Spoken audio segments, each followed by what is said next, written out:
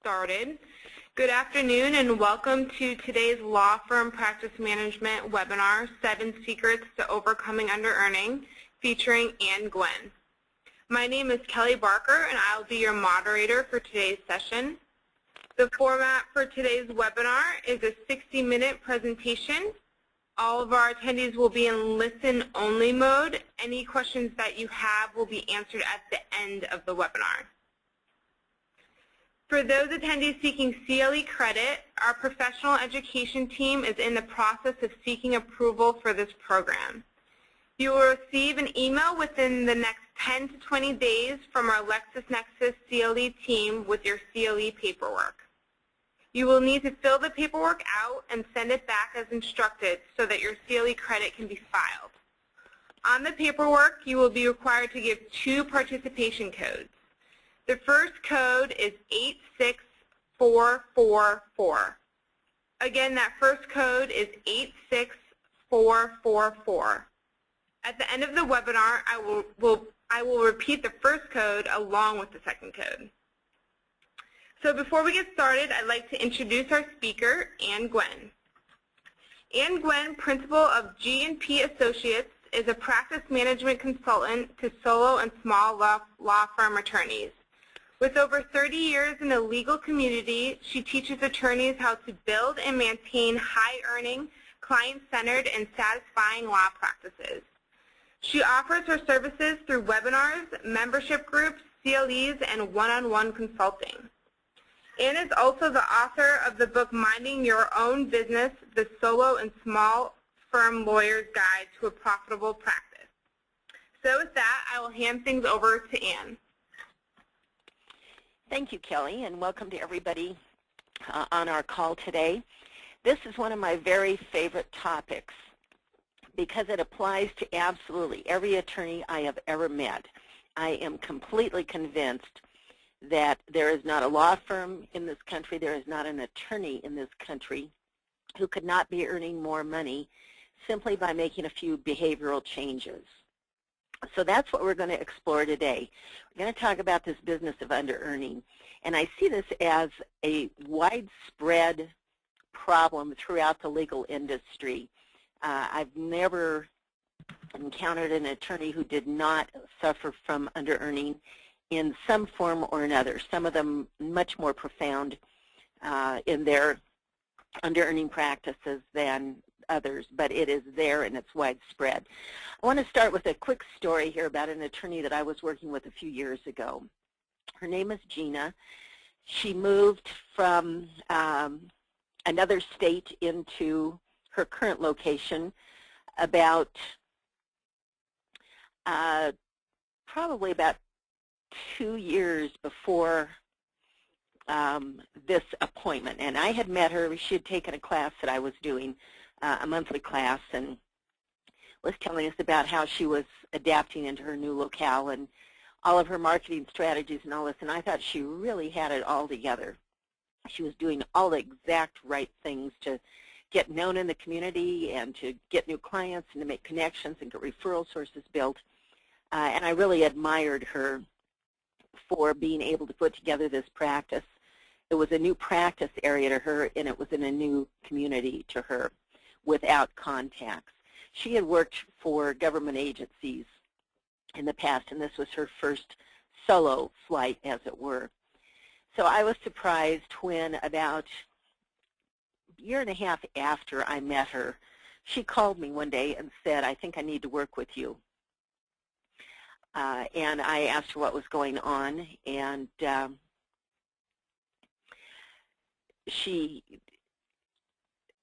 sorry, there's a message popped up here. She was telling me that she didn't know what was wrong. She had plenty of clients. She was working hard. She simply wasn't making enough money.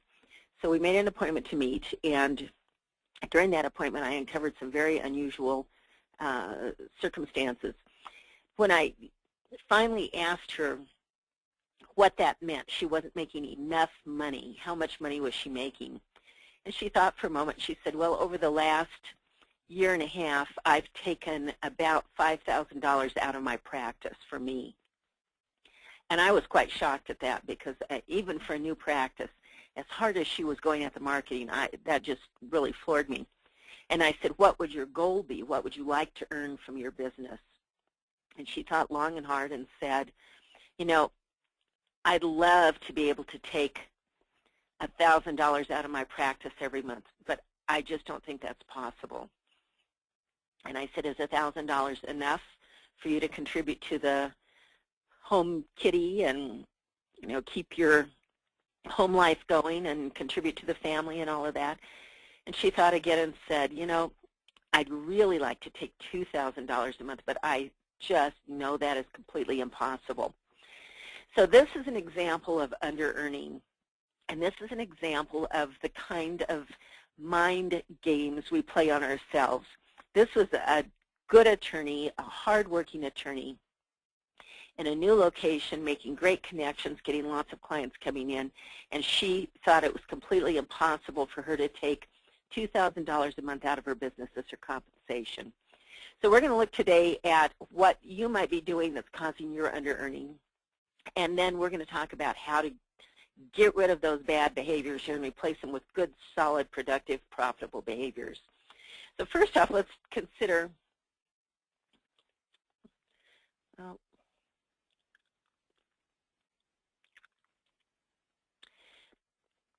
Kelly, I can't advance the slides. Okay, let me see here.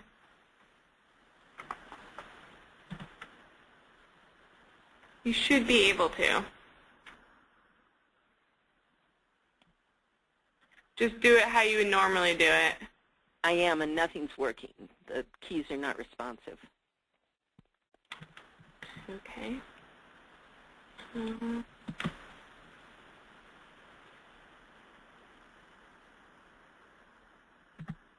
me try this. Nope. Okay, go ahead and try again. Nothing happening. Okay. All right. Let me see if I can go ahead and pull them up for you. Okay. I'm going to keep talking here. Go ahead. While you're doing that. So let's consider what under-earning is. And basically, it's simply this. Under-earning is earning below your potential or below your needs. Now, Gina, people confused here. Gina was earning both below her potential and below her needs. So when you think about your situation, are you earning enough money? Are you able to take care of yourself? Are you meeting your needs? Are you able to put money away for retirement? Do you have savings? Do you have the ability to provide for your family the way you would like to? Are you able to have special little perks in your life, like being able to travel or enjoy hobbies that you particularly find satisfying? If not, then you may be under-earning. There are two types of under-earning. And if you could see the slide, you would see this. The first type is passive under-earning.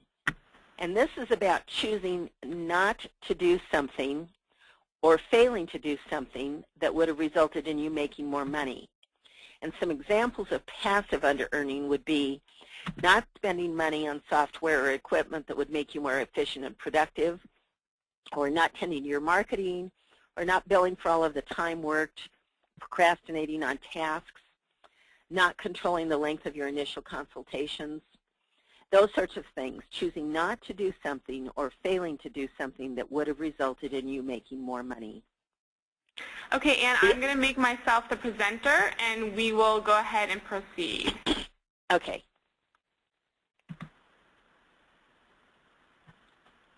Okay. All right. So that one, go to the two more. Next one is passive under-earning, then active. Okay, one more. There we are. All right, you're caught up with me. All right, and the second type of under-earning is active under-earning. And this is about knowingly doing something that will cause you to under-earn. And that might be accepting a client whom you believe won't be able to pay your fees, discounting your fees, writing off time, handling certain administrative or non-billable tasks yourself that could be outsourced, bidding a project low to beat your competition, or providing excessive pro bono services. And believe me, I am not against pro bono. I love pro bono work. I love that attorneys want to do that and are willing to share their time and talents with organizations and folks who can't afford them. But I will give you an example. There are 2 attorneys right now working on a pro bono case. They have, by their own records, probably $800,000 in time into this case.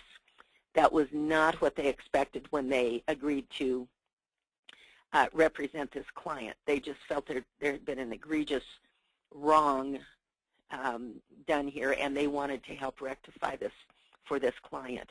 Had no idea that this would get so out of hand. One of the 2 attorneys is now looking at possibly filing personal bankruptcy because they have been hit with sanctions by the other side and all sorts of trumped-up charges, and she's in danger of losing her home. She is sleepless at night, night after night after night because of all of this. She is under-earning big time because of her kind and generous heart, and it's just a horrible set of circumstances that have come out of this. That's the extreme excessive pro bono. But if you are giving away a lot of your time to pro bono work and you are struggling to make ends meet, then I would suggest that you are probably providing excessive pro bono services right now. So those are the 2 types of under-earning activities or actions that I see on a regular basis in law firms. But what does under-earning do to you or for you? What are some symptoms of under-earning in your life? Maybe you're not living the life that you would like to live, or you're not able to provide the lifestyle you would like to for your family, or you're not making enough money to cover your basic needs. You don't have enough money each month to be able to save for emergencies or for retirement. You're not able to provide the resources to best serve your clients, and say in the form of expert witnesses, technology to increase productivity and efficiency, and so on. You're not able to give your staff the raises or bonuses they deserve. Maybe you're living in deprivation. You're not being able to do the things with the business that you would like to do, like hire additional help or upgrade technology or buy your own office building. You're in constant stress about money. And you may not know what it is you actually need to earn. So those are some of the symptoms of under-earning. And if you think about your life, your situation right now, really carefully, you may see some of those symptoms in your own life. And if so, this is exactly the time to address those issues and get rid of them. They're causing you harm. They're causing your practice harm. And they're eating away at your self-esteem. So let's go on here and see what we can do about this. Either consciously or unconsciously, too many attorneys are making the choices that cause them to under-earn. I want to share another quick story here with you. An attorney by the name of Tom accepted a new client. This was going to be a really great case. It was something he was really interested in. The issues were very interesting. It was a challenging situation, and he was really looking forward to this. So he agreed to take on this client, provided the client with a copy of this standard fee agreement, and said that he requires X amount of dollars as an advance fee deposit. In Washington, I should clarify, we call it an advance fee deposit. Most of the rest of the country would refer to it as a retainer, but the same thing, money up front that you're going to bill against. So the client said, well, I'd like to review this fee agreement at my leisure and really consider this. And Tom said, fine, take it away. And in the meantime, he started working on this case. And as you know, with a lot of your work, the very first phase of this is really time intensive because you're learning about the case, you're filling out papers, you're getting things filed, getting acquainted with the clients or whatever. So Tom really got into this case and was really working hard at it. And come the end of the month, he was ready to bill, and he realized that he had not received back the copy of the fee agreement nor had he received the advance fee deposit. So he shot the client a quick email and said, I still need to get the fee agreement and the advance fee deposit. In the meantime, here's the bill for this month. And he didn't hear anything back. And he kept working away, and after a couple of weeks, he had a meeting with the client, and the client came into the office, and Tom had sent him an email, said, please remember to bring the contract and your check. The client came to the office and said, oh my gosh, I didn't come from my office. I came from home, so I'll have to mail that to you. And in any event, to shorten the story here, this went on for some months, and finally Tom just gave up. And I thought, okay, fine. There's going to be a huge payoff at the end. This is a slam dunk case. We've got it in the bag here, and I'll get paid then. Well, that's not how it worked. At the end of the case, the client was not really happy with the results. Tom had never gotten a signed fee agreement, had never gotten a penny from him, and the client now said, I don't owe you the money you say. And Tom said, well, but we had an agreement, and the client said, prove it.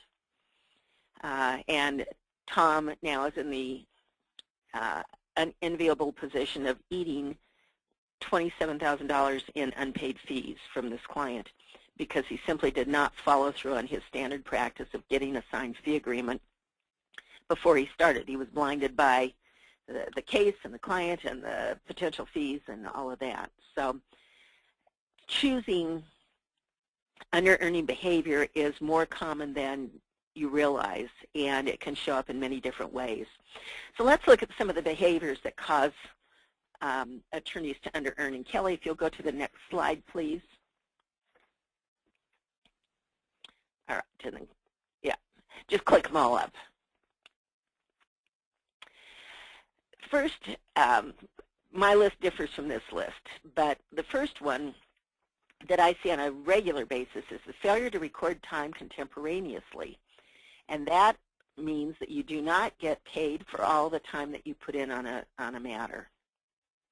Recording your time contemporaneously can be a pain in the neck, admittedly, but it is the only way to ensure that you actually will get paid for all of the work that you do.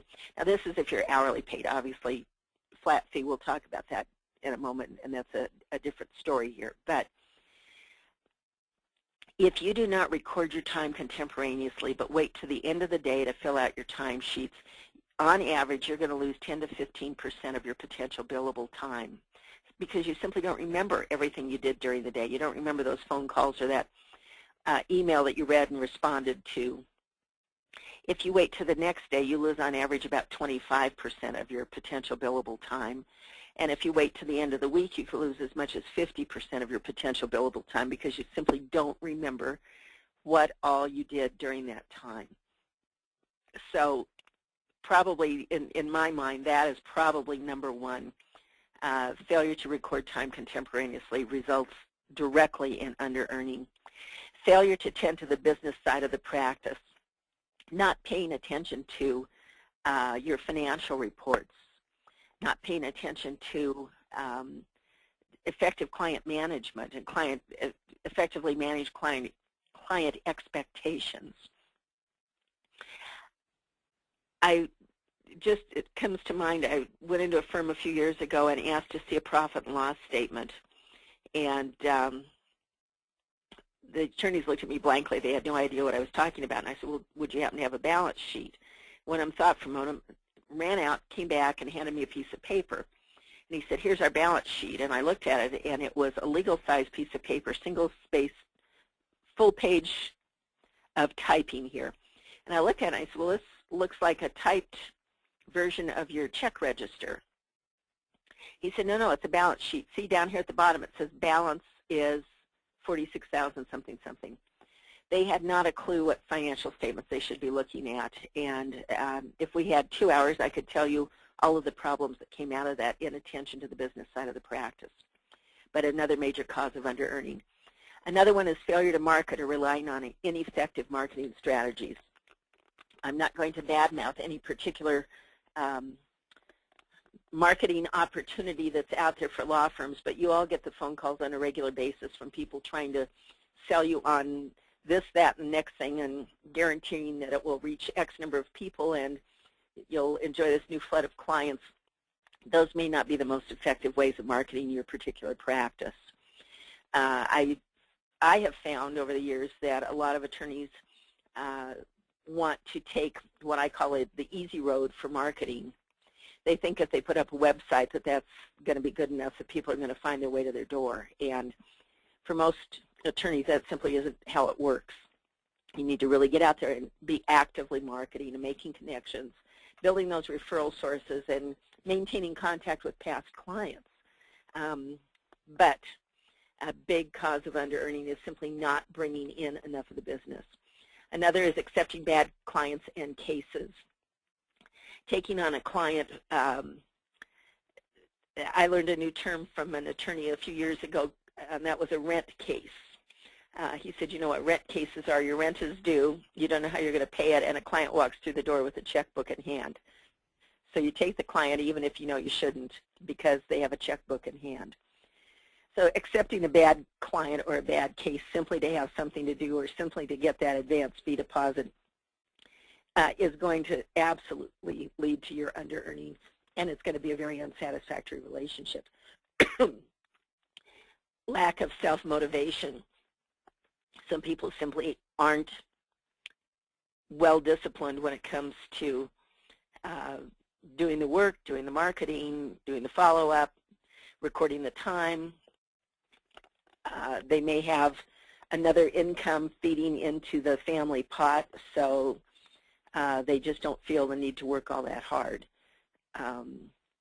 Another one is undervaluing your work. This is a big issue with not a lot of attorneys, fortunately, but a big issue where you actually look at what it is you're doing and think, well, I can't charge the client 3 hours for this because it just, it wasn't that big a deal for me. I know how to do this, and it, it was pretty easy. But you have to think about the value that you're bringing to your clients.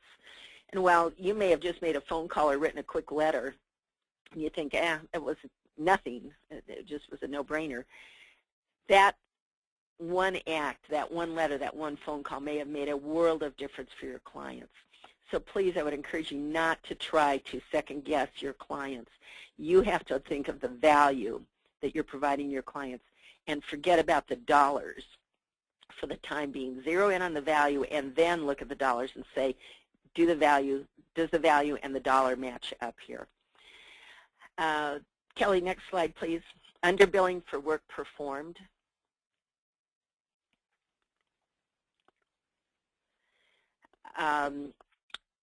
That goes hand in hand a lot with undervaluing your work.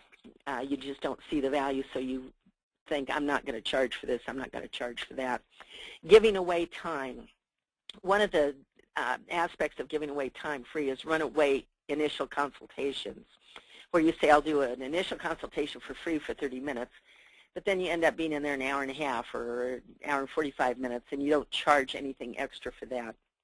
That's a pretty common practice, I think, where the initial consultations really get out of hand. So be aware of that it can be a money drain for you, and it can be one of your causes of under-earning. Maybe taking phone calls from potential clients and not charging for that, or taking phone calls from your clients and not charging for that.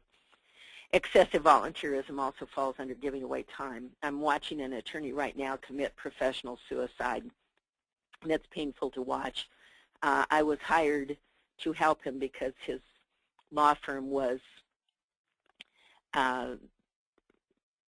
Kelly, you're too far ahead here. Yeah, but I just wanted to make sure I was on the right side. Okay, thanks. Yep. His law firm was about to kick him out of the partnership because his timekeeping habits were atrocious, and he was billing sporadically, and he was not billing contemporaneously, so he was just guessing. So they hired me to come and work with him to figure out what was going on. I gave him some good tips. He got his billings straightened up. He was collecting more of his time, and that was great, and everybody seemed to be happy. And then I noticed that I started seeing his name here, there, and everywhere. He was volunteering for every conceivable committee there was, local bar, state bar, ABA, you name it. spread here, there, and everywhere. And the result of that would be, of course, he would have far less time to bill, and that was the problem with the partnership in the first place. And he's, in my mind, he's given up the practice of law, although he's still working at that firm and collecting a paycheck, in favor of this excessive volunteerism, and he's going to lose his job. There's no two ways around it. Discounting fees, irregular billing. Discounting fees, I want to just share one thing with you real quick. I've got a chart here in my book that talks about the impact of a fee discount. If you're really big on discounting fees, let me kind of open your eyes to this. If your gross margin is running at about 50%, so that's fairly typical, I think, for smaller firms especially, and you discount your fees on average by 10%, you have to increase your billings, your revenues, by 25% to maintain the same gross profit after that discount. So you don't think about that on a one-on-one basis when you're going to discount a bill, but if you're discounting 2 or 3 bills a month or a lot of bills a month, that really mounts up, and you're going to have to work a lot harder and bill a lot more in order to maintain that same profit that you want.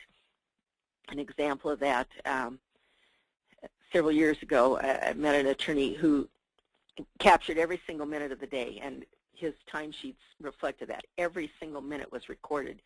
And on his client bills, every single line item was discounted by about 30 to 35%. Not the entire bill, it was just every single entry. And I asked him why he did that, and he said he just didn't see the value of his work. So undervaluing your work, underbilling for work performed, discounting fees, all go hand in hand. Irregular billing, I fail to understand why firms can't get bills out on a regular basis, at least once a month. I like to see firms billing twice a month, because it helps even out the cash flow. If you can divide your clients like A through M and bill, say, on the 5th of the month, and then N through Z on the 15th of the month, or the 1st and the 15th, or whatever, it really helps even out your cash flow. And then you don't end up devoting 2 or 3 or 4 days at a time to doing nothing but billing. Doing write-offs, same as discounting. Self-limiting beliefs. The attorney I started out with today, Gina, has convinced herself she cannot ever be in a position where she could take $2,000 a month out of her practice. She's not sure she can take $1,000. She's telling herself that, and consequently she's believing that, and her actions are going to start ensuring that that happens. So the self-limiting beliefs are a big factor here. A continuing expectation that someone or something else will save you. An attorney has been waiting for 3 years for a $120,000 share of the fees in a large case that he co-counseled with an attorney across the state. And he just received word recently that the attorney missed a deadline, and they are dead in the water. There is nothing else to do now. The case is dismissed with prejudice, and his $120,000 has evaporated. All the time he has put in and all the expectation that that was going to save him. Rationalizing low income, saying, I don't need much to get by on. But is that how you want to live? Do you want to live just getting by? Lousy negotiating skills, reverse snobbery, people thinking people with money aren't nice, subtle self-sabotage, codependency, putting other people's needs ahead of yours, living in financial chaos, lack of self-discipline, not working enough hours, filling your free time with non-business activities and tasks like internet surfing or computer games or shopping or gazing out the window or whatever. Poor time management. The failure to control your time certainly impacts your ability to earn and impacts your ability to under-earn.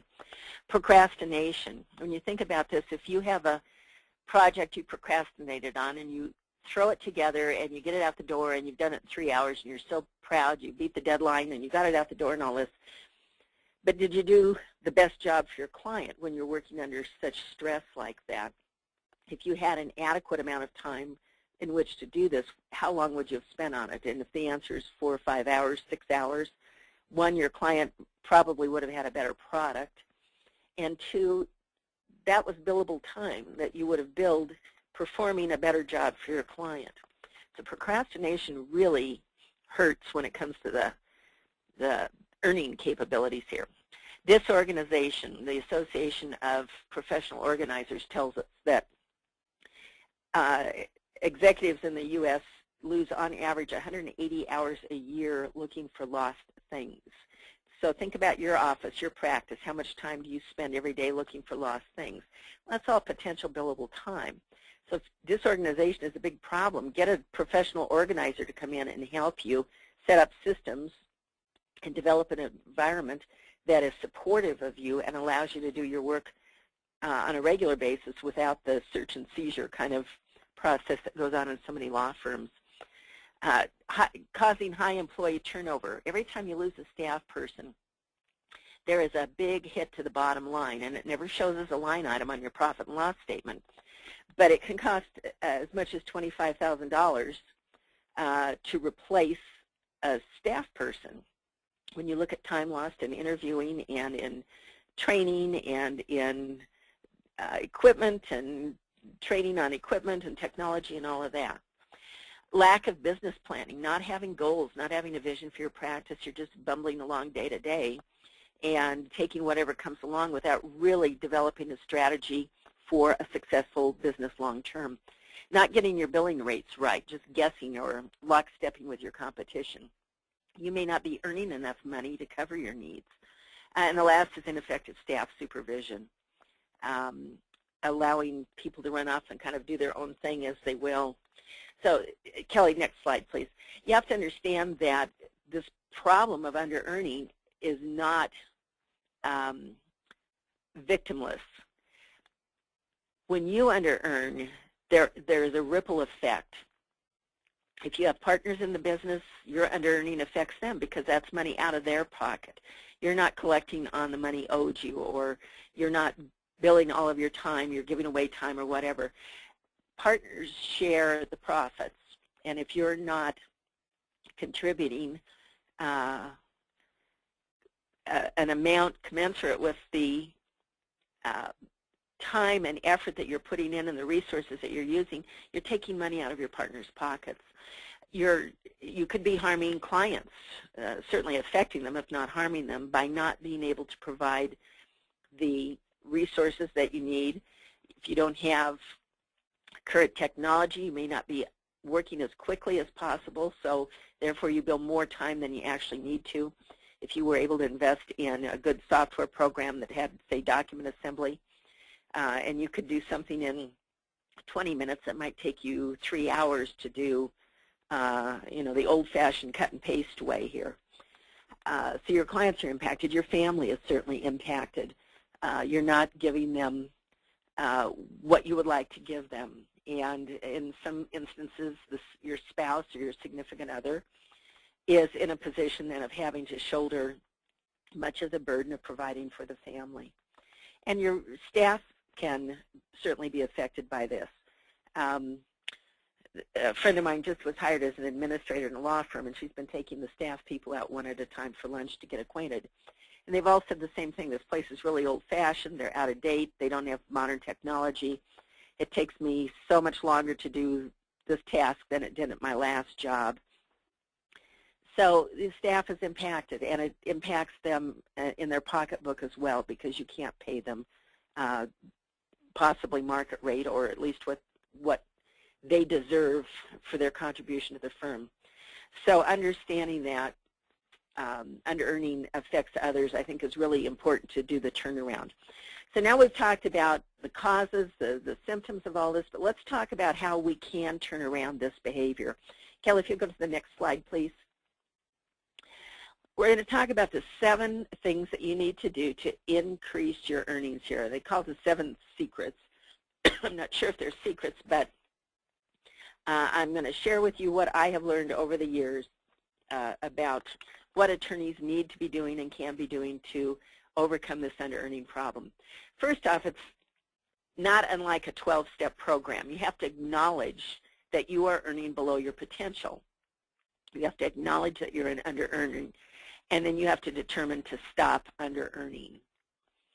The second step is you need to identify how you under-earn and pinpoint your specific trouble spots. And then think about them. I'd list them out on paper, and I would label each one either passive or active. Either I'm failing to do something or I'm knowingly doing something. And then once you have your list here of your under-earning behaviors, take a look at each individual item and ask yourself, what is it about this action or inaction that causes me to under-earn? What do I get out of it? What's the payoff? You know, psychologists always tell us that even in negative behavior, there is some payoff for us, and that there's some reason that we keep doing that. There's the reason that children act up. They get attention even if it's negative attention. So what's the payoff for you in under-earning? What do you get out of this? And then pick an under-earning action or inaction that has the biggest impact on your earnings right now, and develop a plan to change that behavior. Think about, okay, this is what I do. I don't bill all of my time. So my plan to change that behavior is I am going to leave my timekeeping program open in the background on my computer, or I'm going to leave a pad of paper next to my telephone here so that I capture every phone call that I'm on. Whatever it is you need to do, make out a plan, and I would write it down. I would commit it to paper because it has a lot more impact when it is written down, and you can go back and look at this on a daily basis. And then get an accountability partner, someone in whom you have a lot of trust. Talk to them about what it is you want to achieve, the behavior you want to change, and then schedule regular check-ins with them so that you can make sure you're staying on track and you're actively working to change these under-earning behaviors. The accountability partner should not be a spouse or any family member. Should not be anybody who has a vested interest in how much you earn or what you're doing. You need somebody, a peer, a colleague, an attorney down the street, across town, in another state, doesn't matter, but somebody who can just listen and ask questions. When you say, you know, I was going to do this week and I didn't get it done, that accountability partner needs to be given permission to say, what got in the way? Why did that not happen? And what are you going to do this week to make sure that does happen? That's the sort of thing an accountability partner can do for you, is help keep you on track. They should not scold you. They should not in any way belittle your efforts. They should not offer an opinion and say, well, that's stupid or whatever. If they want to say that's brilliant, I'm fine with that. But get a good accountability partner. Then the third step here is set personal achievement goals and develop a plan to reach those goals. For example, if you want to earn $100,000 this year, how will you do that? What will it take for you to reach your goal? What must you build to earn this? Is that all going to come from your legal fees, or do you have other alternative income streams? Maybe you rent out space in your office to a subtenant. Maybe you have a book for sale. Maybe you have downloadable forms package that you sell. Maybe you do speaking engagements for which you're paid. But figure out how you're going to reach that goal, whatever your goal may be. And then share the goals with your accountability partner and reward yourself when you achieve a goal. That's the important thing, I think. When you get into under-earning, it's so easy to start beating up on yourself and really feeling bad. Under-earning really undermines self-esteem. And you start believing, maybe I don't deserve more money. Maybe I'm not worthy. Maybe everybody knows I'm a fraud, I'm a fake, and they're going to find out and start telling others.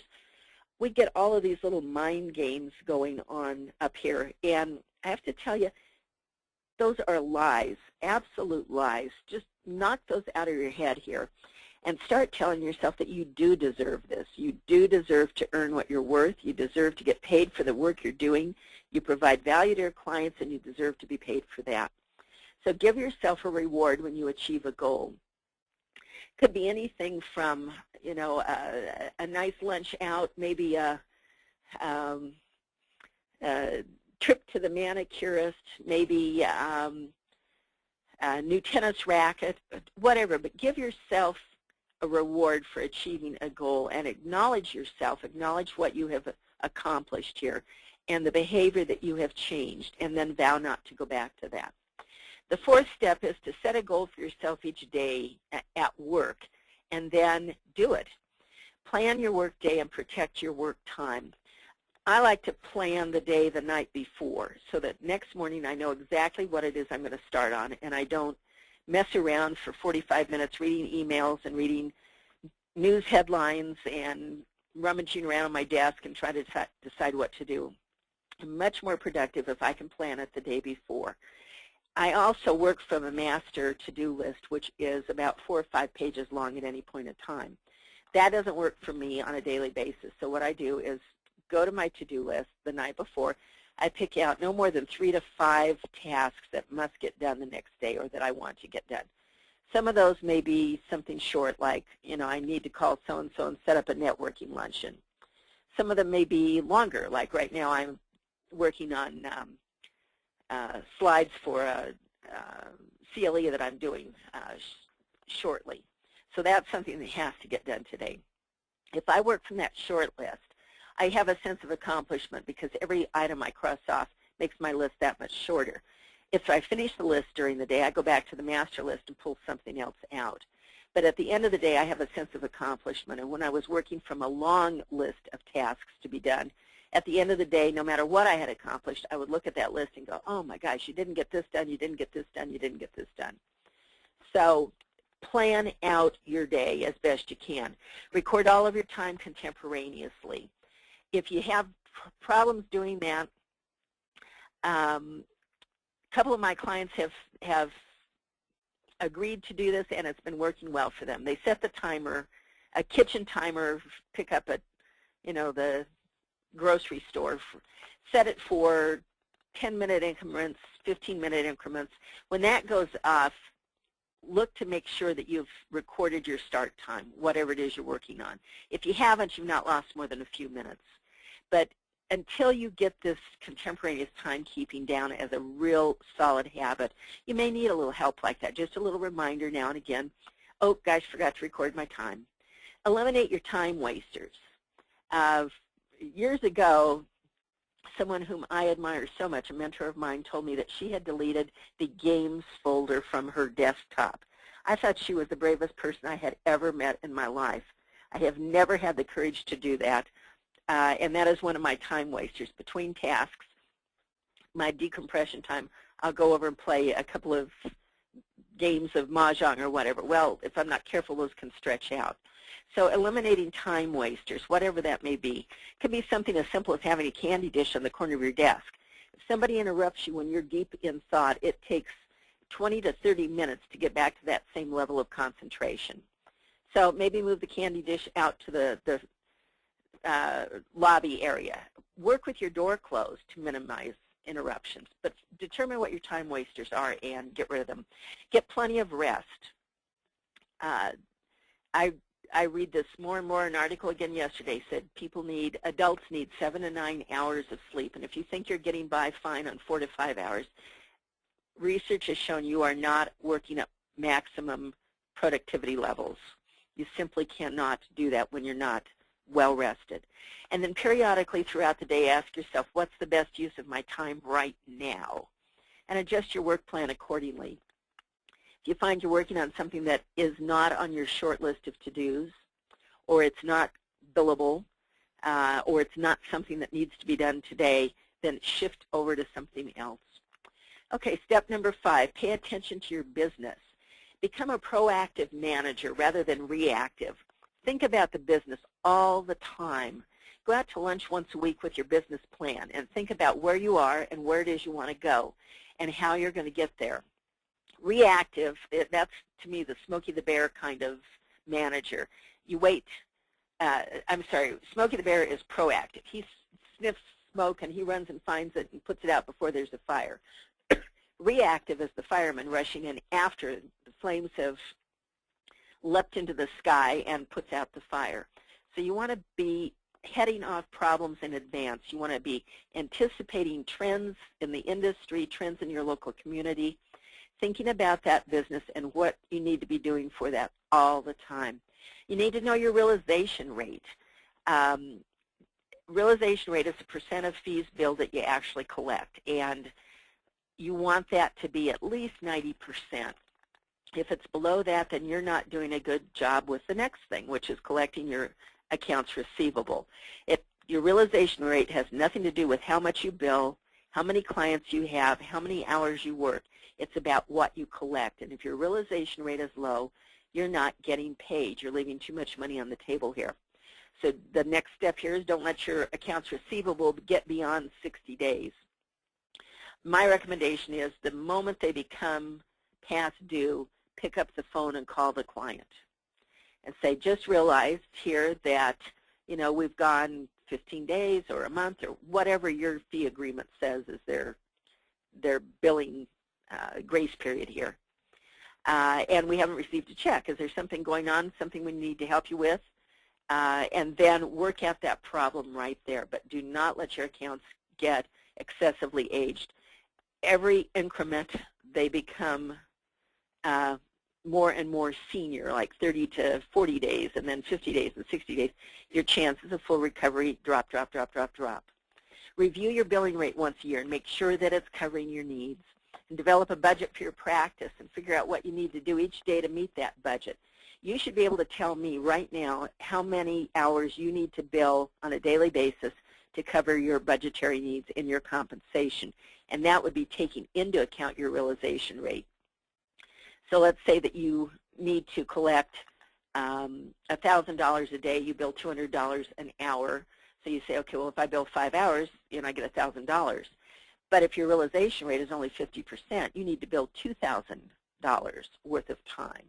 So you need to bill 10 hours worth of time because you're only going to collect 1,000 of that.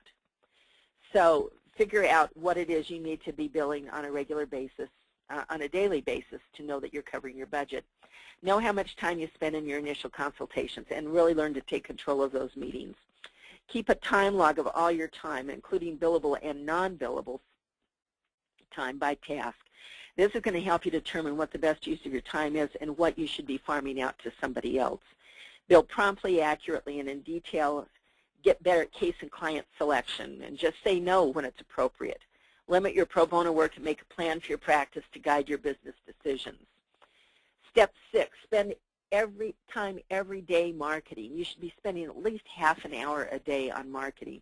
I would prefer to see you do it an hour a day, but half an hour, you know, you take lunchtime, you go meet somebody for coffee or whatever it is, but every day work on marketing.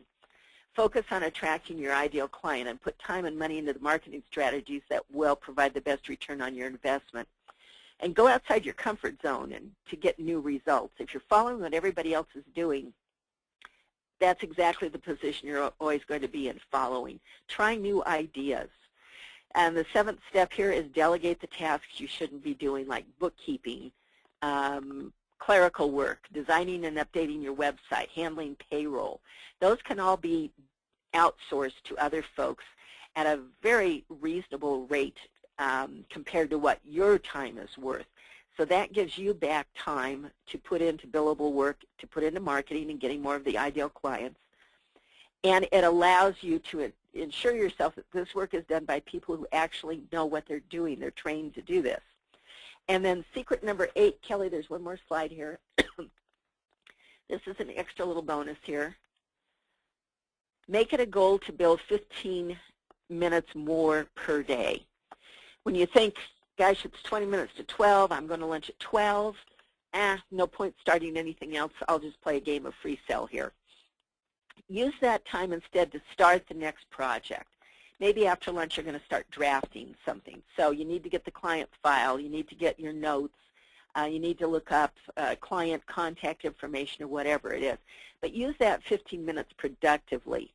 Same with at the end of the day. And now let me back up here and say, I do not want you to stretch out work to give you 15 more minutes of billable time. If the work is there, so I don't want you to in any way take advantage of a client just to bill 15 minutes more a day. But if the work is there, then consciously choose, I'm not going to quit quite yet. I'm going to add 15 minutes more to my day here. I'm going to do one more task here. One attorney told me that he had tried this, and at the end of the first week, he had added something like 3.5 hours to his billable time because he said it wasn't that hard. I just started making better choices about how I spent my time. He figured by the end of the year he was going to add probably about $35,000 to his bottom line. So consciously make a decision to bill 15 minutes more per day. At $200 an hour, that's going to add about $11,000 to your bottom line, and that's a pretty darn good way to go. So get better organized, stop procrastinating, make good use of your time. And with that, we have gone through the 8 secrets here, and we're going to open this up to questions. Kelly, if you want to ask for questions, as people are typing in questions here, I'm going to tell you one more story about an under-earner. This is a fellow that I met a few years back. If you saw him, you would think he's probably one of the more successful attorneys in town. He was beautifully dressed, nice haircut,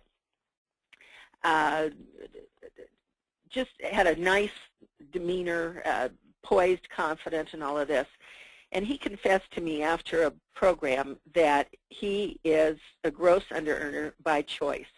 His passion is pro bono work, and his goal is to bill about 2.5 hours a week. Bill 2.5 hours a week, and that provides enough money to support his family. And I said, does your wife work? And he said, no. And I thought, how are you supporting a family on 2.5 hours a week unless you're charging, $5,000 an hour? Well, it wasn't. He was charging, I don't know, 2 or 2.25. And he was quite proud of their lifestyle. He said, I drive a car that is 40 years old, and it's still running, and it's a great car. It was a wonderful investment for me. He said, we live in a house. Now, he lives in a major metropolitan area, major city. He said, we live in a house without electricity. Now, think about your life. Could you live in a house without electricity? This was his choice. But he said it has all started to really be troublesome to me because he and his wife had adopted a child, and the child was now 8 years old. And she wanted a lifestyle that her friends had. And she wanted to be able to do the things her friends did and to wear the clothes that her friends did. And he was not able to provide that. He was regularly shopping for her at, Goodwill and thrift stores, and they had a garden. They grew much of their own food, and they had a couple of chickens. And he said it was really starting to bother him because he said, my wife and I chose this lifestyle, but our daughter did not. And when we adopted her, it became our obligation to provide for her as best we could. And he said, I am really torn. I do not want to give up the pro bono work, but I need to consider her now. And this was causing him tremendous pain. So under-earning sometimes by choice, sometimes not by choice, but by actions that we're just not thinking about. Okay, any questions here, Kelly? Yes. Thank you so much, Ann. So we are going to open things up for Q&A, so please feel free to submit any questions via the questions pane located on the webinar control panel. So we have about 5 minutes. If we don't get to all the questions, Ann will provide her email address for you to email her with your questions.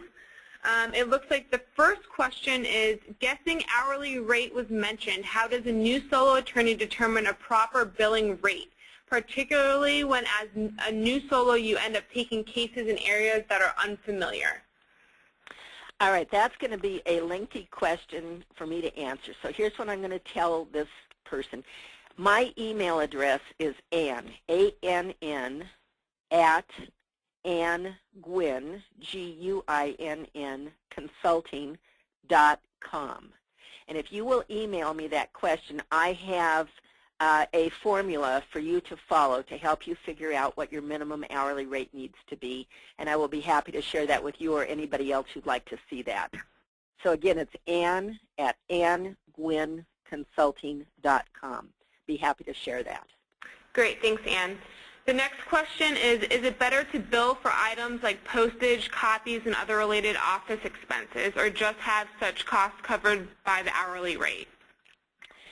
What I recommend is that you do a percentage of the fees billed for the month, and typically that would be 2 to 3%. This goes into your fee agreement. You explain it to your client up front.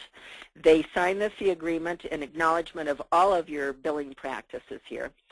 But let's say that you lump the 4 in-office out-of-pocket expenses together: phone, postage, photocopies, and fax. This does not cover, messenger service or something like that outside the office. Those would be pass-through costs. So 2 to 3% of your monthly fees. If some month you're saying depositions and you really don't do anything in the way of photocopying or whatever, but you have a $3,000 fee bill, you don't have to bill them. But you've just, in your fee agreement, given yourself the ability to do that. Do check that out with your state bar. In Washington here, we actually have an informal opinion that allows for that. So do check with your state bar to make sure that that is not in violation of the reasonableness part of the fee, the rules of professional conduct on fees. Great, thanks, Ann.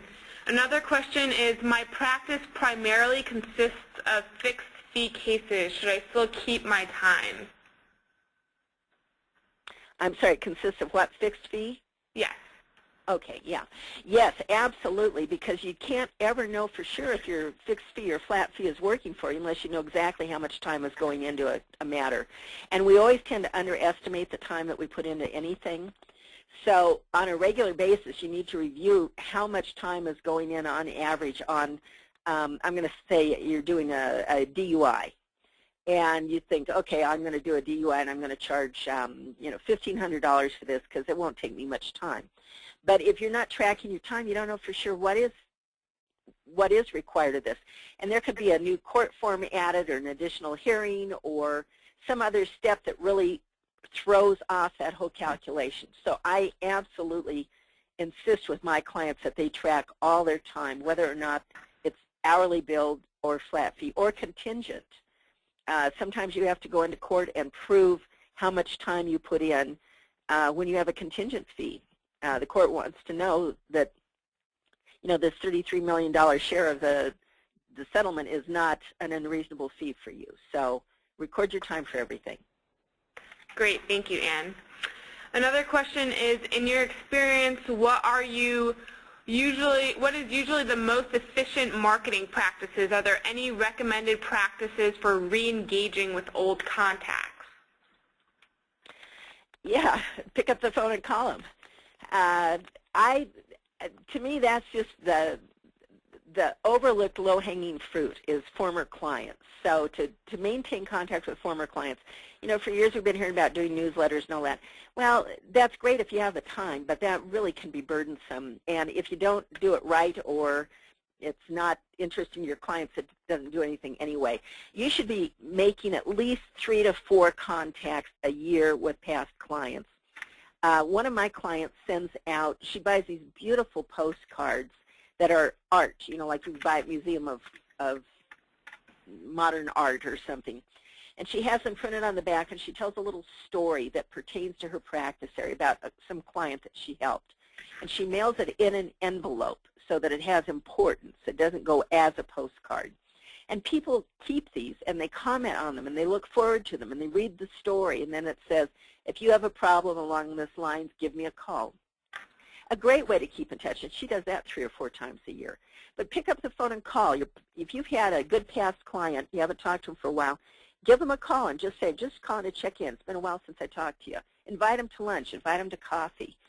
But don't overlook that low-hanging fruit of past clients. They're going to be your best referral sources, and you can get additional work from them. I one time in a CLE said something about, I guess probably family law is one area where you would not get repeat business from clients. And one hand shot straight up in the air, and she said, I would have to beg to differ with that. I just did the 6th divorce for the same client. So you want to stay in front of past clients, and that's what you would do. Great, thanks, Ann. So that looks like all we have time for today. Ann, can you provide your email address one more time? There's a few more folks that would like it.